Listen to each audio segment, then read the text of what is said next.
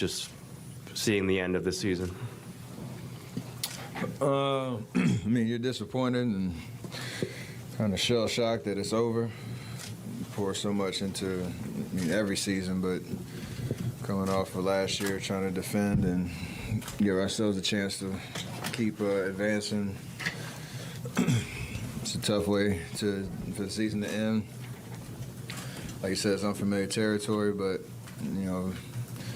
proud of the fight that we had. And, the Lakers played amazing all series, played to their strengths, and obviously that led to them getting out of the series and moving on. So got to give them credit. They played great basketball, and for us, just an opportunity to kind of take stock of where we're at, keep the confidence that we can come back and be back at this stage next year. So we're kind of in between disappointment, but still, maintaining some pride about how we played this year.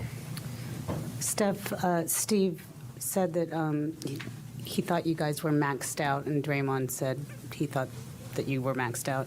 Did you feel that way? And if so, when did you maybe feel that? Did you feel that during this, did you have a feeling that this wasn't a championship team during the season? I mean, we lost, so it's like a hard truth at the end of the journey. It's not anything you allow yourself to. No competitor believes that until you're proven that you're not a championship team. And that's what getting beaten in a playoff series means. Basketball is over for this year, so felt it in the fourth quarter with about 7 minutes left.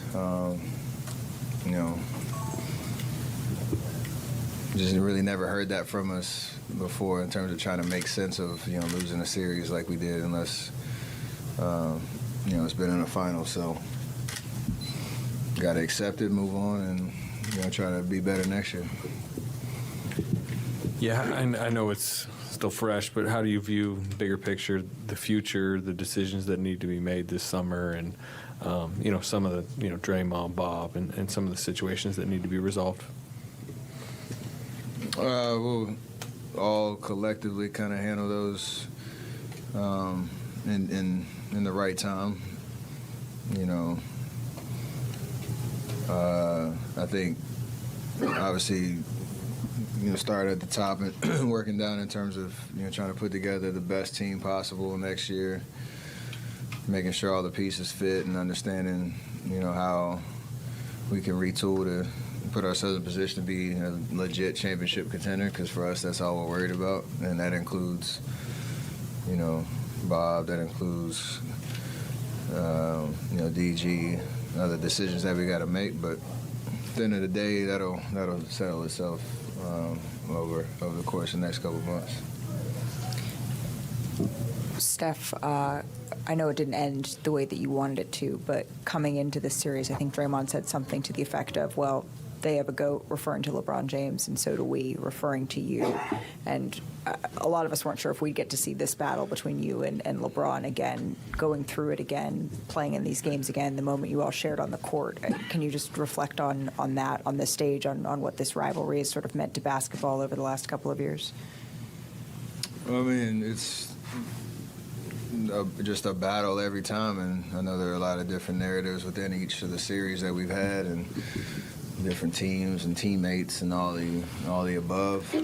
But it's just great basketball, great competition, understanding who LeBron is and who he's been his entire career, and the accolades and the championships he's won and the records that he has. Like, he's an amazing basketball player, and he brings the best out of you, and you have to be your best if you're going to try to beat him. And I think he feels vice versa.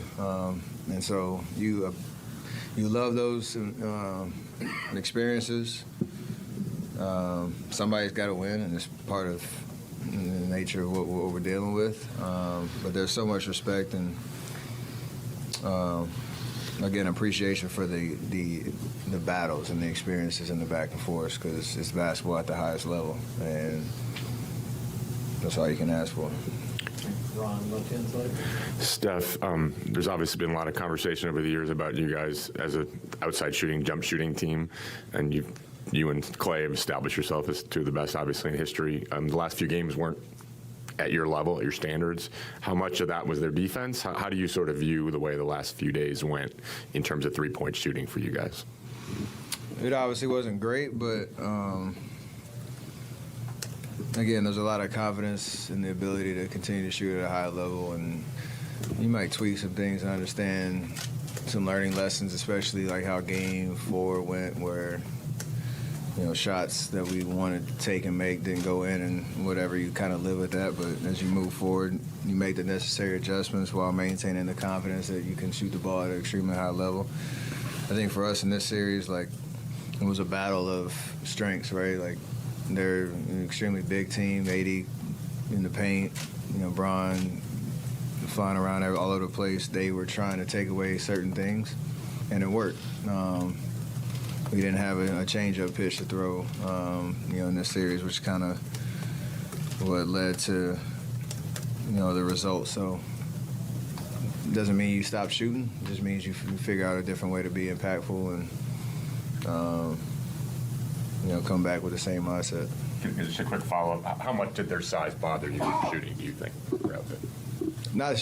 Their game plan was obviously to press up on the three-point line, funnel us in there, 80 in the back, clogging everything up. Like I said, we just didn't have enough variety in the way we were trying to score after Game 2. So good learning lessons for us when you understand a team that has a guy like him in the paint. We got to figure out different things, and we just didn't do it. Three more, Dalton, Tim, and Rick. Steve said that it felt like you guys were swimming upstream from the very start of the season. In your eyes, what were the factors that kept obstacles on the road to trying to repeat this season?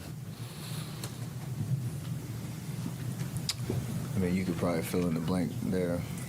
From training camp to now, it's just the reality we were living in and trying to keep things positive and optimistic around what we're trying to accomplish this year.